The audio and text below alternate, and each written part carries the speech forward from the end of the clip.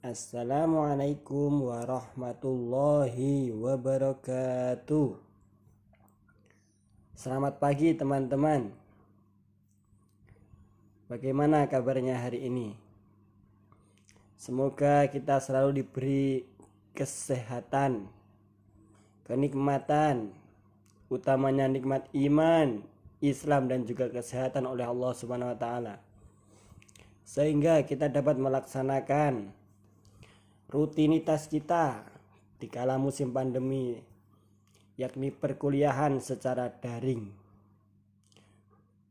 Salawat serta salam semoga kita tetap tercurahkan kepada junjungan kita Nabi Agung Muhammad SAW yang kita nantikan syafaatnya besok di yaumul qiyamah. Allahumma amin.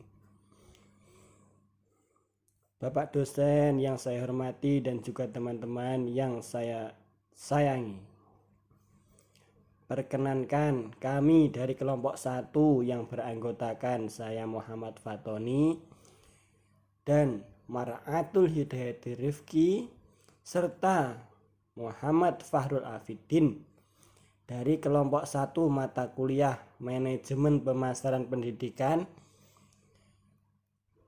Izinkan kami menyampaikan pembahasan kami yang bertemakan konsep dasar pemasaran pendidikan. Baik, untuk mempersingkat waktu langsung saja pada materi yang pertama yang akan disampaikan oleh teman saya, Mbak Mar'atul Hidayati Rifki. Bismillahirrahmanirrahim. Saya Mar'atul Hidayati Rifki dengan NIM 201-19-0402 akan menjelaskan mengenai pengertian pemasaran pendidikan dan tujuan pemasaran pendidikan. Pada pengertian pemasaran menurut W. Stanton, yaitu sistem keseluruhan dari kegiatan usaha yang ditujukan untuk merencanakan, menentukan harga, mempromosikan, dan mendistribusikan barang dan jasa yang dapat memuaskan pada kebutuhan pembeli maupun pembeli potensial. Saat pemasaran ini terdapat pendistribusian barang dan jasa yang dirasa mampu memberikan kepuasan bagi pembeli. Di samping itu terdapat penentuan harga juga promosi dalam kegiatannya. Sedangkan pemasaran pendidikan merupakan suatu proses sosial yang mampu memberikan kebutuhan dan keinginan pada individu maupun kelompok dengan menciptakan, memanfaatkan kualitas dan kuantitas yang dimiliki pada sekolah maupun pada kegiatan promosinya ataupun pada sistem pengajaran yang sudah ditawarkan. Terdapat unsur penting dalam pemasaran yaitu orientasi pada konsumen, yang mana upaya pemenuhan terhadap konsumen sebagai dasar usaha dan harus dipertimbangkan dalam segala hal dan macam-macam strategi bisnis agar terarah. Karenanya apapun yang dilakukan manajemen tidak ada gunanya jika tidak menghasilkan kepuasan pada konsumen. Selanjutnya yaitu kepuasan konsumen, yang mana menjadi unsur penting yang harus diperhatikan juga. Dan terakhir mengenai tujuan pemasaran. Pada tujuan pemasaran pendidikan yang memberikan petunjuk pada suatu kegiatan di lembaga pendidikan. Selain itu, tujuan pemasaran yaitu membuat produk lembaga yang kompetitif karena ada nilai perbedaan dengan kompetitor. Pada tujuan yang lain yaitu untuk mengembangkan penjualan pada produk maupun jasa serta memelihara hubungan antar pelanggan. Di sini saya Muhammad Fahrul akan mencoba meneruskan presentasi dari teman saya atau penjelasan dari teman saya. Tadi sudah sama-sama kita mengerti tentang apa itu pemasaran pendidikan dan tujuannya. Sekarang saya akan mencoba menjelaskan mengenai fungsi pemasaran pendidikan. Jadi di sini fungsi dari pemasaran pendidikan adalah sebagai pijakan awal atau untuk membangun lembaga pendidikan agar bisa mengikuti perkembangan zaman dan juga bisa menarik perhatian seperti itu. Jadi fungsinya untuk menjaga eksistensi dari pendidikan itu sendiri. Nah, kita sama-sama tahu bahwa perkembangan global ini sangat pesat, perkembangan zaman sangat pesat. Nah, tujuannya pemasaran atau fungsi dari pemasaran ini yaitu untuk menjaga agar pendidikan itu tetap eksis, tetap berada atau tetap memiliki tempat di hati masyarakat seperti itu. Jadi keinginan untuk melaksanakan atau mengikuti pendidikan tetap ada seperti itu. Oke, terima kasih penjelasannya dari teman-teman Mbak Mar'atul Hidayatul Rifki dan juga Mas Muhammad Fahrul Afidin. Selanjutnya saya akan menyampaikan materi yang keempat, yakni mengenai karakteristik pemasaran pendidikan. Nah, perlu diketahui bahwasannya pada pendidikan kita itu menjual yang namanya jasa. Yang kita tawarkan kepada konsumen adalah berupa jasa. Apa jasa itu? Nah, jasa merupakan sebuah bentuk imbalan yang diberikan oleh salah satu pihak sebagai fasilitator atau penyedia jasa kepada pihak lain sebagai penerima jasa atau konsumen. Yang mana penyedia jasa dalam pemasaran pendidikan adalah pihak sekolah. Sedangkan untuk konsumen di sini adalah masyarakat, utamanya sebagai siswa, seperti itu. Nah, dikutip dalam buku karya Bittner dan kawan-kawan serta Tadepelli dan Hayes pada tahun 2000 menerangkan bahwasanya karakteristik jasa pendidikan itu terdapat 5 poin. Yang pertama itu tidak berwujud atau intangibility. Pada jasa pendidikan umumnya mempunyai sifat kasat mata, tidak dapat dilihat, tidak dapat dicium, didengar, ataupun diraba. Konsumen hanya dapat merasakan output dari jasa pendidikan ketika sudah mengkonsumsi jasa tersebut, dalam artian mereka sudah lulus dari suatu lembaga pendidikan. Nah, keberadaan jasa pendidikan itu akan dirasakan oleh konsumen apabila mereka sudah menjadi lulus dari sebuah lembaga tersebut. Karakteristik yang kedua yakni tidak dapat dipisahkan. Artinya jasa pendidikan ini tidak dapat dipisahkan dari sumbernya, yakni sekolah. Yang mana sekolah di sini merupakan tempat untuk konsumen jasa atau siswa itu menerima penyampaian jasa oleh penyedia jasa atau guru.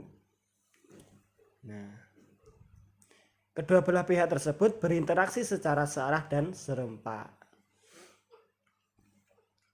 Apa keunggulan dari hal tersebut? Yakni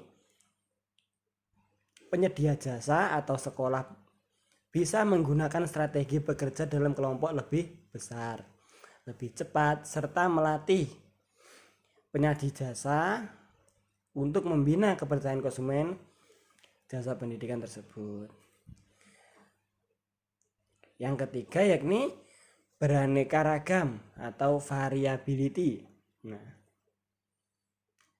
hal tersebut disebabkan karena jasa pendidikan merupakan hasil keluaran tidak standar, yaitu mempunyai banyak bentuk, jenis, serta kualitas tergantung pada siapa, kapan, dan di mana jasa pendidikan tersebut dihasilkan. Terdapat beberapa faktor yang mengaruhi keberaneka-ragaman jasa pendidikan tersebut. Utamanya yang pertama yakni partisipasi pelanggan. Di sini adalah siswa selama proses penyampaian jasa pendidikan. Bagaimana partisipasinya?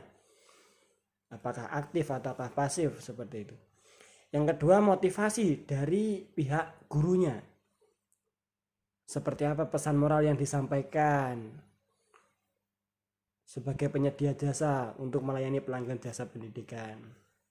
Yang ketiga yakni beban kerja sekolah.